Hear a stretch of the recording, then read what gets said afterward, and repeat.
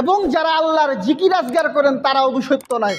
যারা পড়ে সুবহানাল্লাহি ওয়া বিহামদিহি সুবহানাল্লাহিল আযীম, আল্লাহ রাসূল বলছেন সাকিলাতানে ফিল মিজান হাবিবাতানে ইলার রহমান সুবহানাল্লাহি ওয়া বিহামদিহি সুবহানাল্লাহিল আযীম।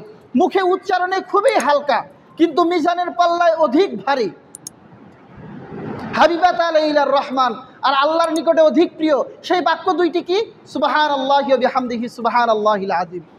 আল্লাহ রাসূল বলেছেন কেউ যদি সাইয়্যিদুল ইস্তিগফার সকালে পাঠ করে, আল্লাহুম্মা আনতা রাব্বি লা ইলাহা ইল্লা আনতা খলাকতানি, পুরোটা বলার সময় নেই, আপনারা জানেন। এই সাইয়্যিদুল ইস্তিগফার কেউ যদি সকালে ফজরের সময় কেউ পাঠ করে, সন্ধ্যা হতে হতে ওই ব্যক্তিটি যদি মারা যায়, আল্লাহ রাসূল বলছেন এই ব্যক্তি জান্নাতে প্রবেশ করবে। আসতে বললেন সুবহানাল্লাহ।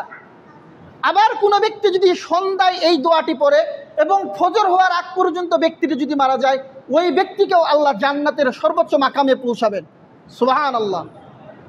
এজন্য জিকির আজগারের একটা গুরুত্ব রয়েছে। পৃথিবীটা অভিশপ্ত, পৃথিবীতে যা কিছু রয়েছে সব কিছুই অভিশপ্ত, কিন্তু যারা জিকির করে আল্লাহর গুণগান গায়, জিকির আজগার করে, এরা অভিশপ্ত নয়। আর কারা অভিশপ্ত নয় জানেন? যারা আলেম, যারা ইলম অর্জন করে, তলেবে ইলম, ছাত্র যারা,